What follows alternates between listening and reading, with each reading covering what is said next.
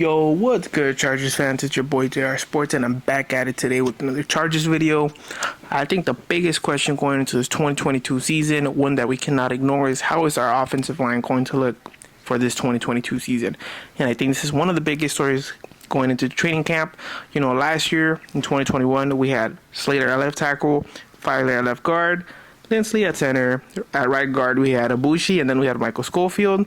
And at right tackle, we had a complete disaster where Bulaga failed to really live up to the contract we gave him. Pipkins hasn't really lived up to being drafted in the third round. And Storm Norton was just cut off. So with that being said, obviously there's been some shakeup on the offensive line.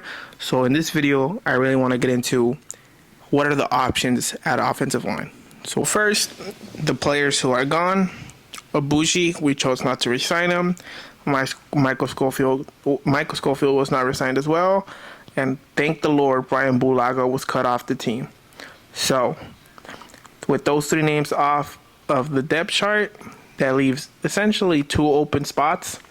And if we look at it from the way it was last year, that would mean that our whole right side is up for grabs. This is where it gets interesting for the Chargers. Granted, in previous interviews, Tom Telesco has said that he essentially wants to keep the left side of the line the same. And if that's the case, the left side of the line would be Slater, of course, All-Pro, Filer, who actually played pretty good for the contract we gave him, and another All-Pro, and Corey Linsley. That would leave the entire right side up for grabs. That means that the right guard position and the right tackle position would come down to Zion Johnson, Jamari Salyer, Trey Pipkins, and Storm Norton. This is pending if they decide to sign anybody left of the free agents available. I think if I'm the Chargers, I have two penciled starters in the offensive line right now. And that is no knock to Matt Filer. That is just, I don't know where I'm going to play Matt Filer. And let me explain. Matt Filer has a history of playing left guard, and right tackle. With us, he played left guard. With the Steelers, he played right guard and right tackle. Zion Johnson has a history of playing right guard, left guard, right tackle. Jamari has a history of playing basically every position on the O-line but center.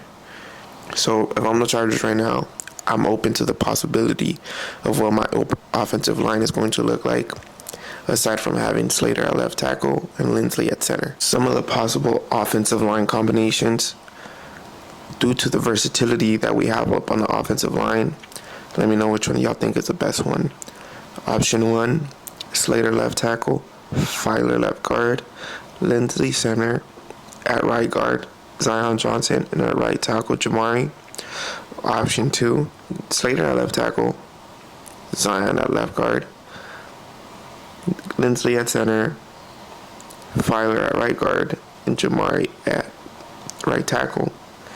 Another option could be Slater left tackle, Jamari left guard, Linsley center, Zion right guard, and Filer at right tackle. So let me know what y'all think. These to me are the realistic offensive line possibilities. I don't plan on putting Pipkins in on one of my possible offensive lines, just because I've seen enough of Pipkins to know that he is not really a starting right tackle for the NFL. He's a good backup if needed. He's a way better backup than Storm Norton, but to me, he is not a starting NFL right tackle. If you ask me which one of these combinations I like the most, my favorite is the one that has Slater at left tackle, Zion Johnson at left guard, Linsley at center, Filer at right guard, and Jamari at right tackle. And the reason why I like this combination the most is because we're playing Zion at his natural position where he won all ACC honors. And we're playing Jamari at a position where he's comfortable playing, which is tackle. We saw him dominate the likes of Hutchinson at tackle. That is why I like this combination. We just have our two rookies playing in positions they're more comfortable with, and we have our veterans playing in positions they can play at a high level. But yeah, let me know which one of these three options you guys think is the best offensive line for week 1.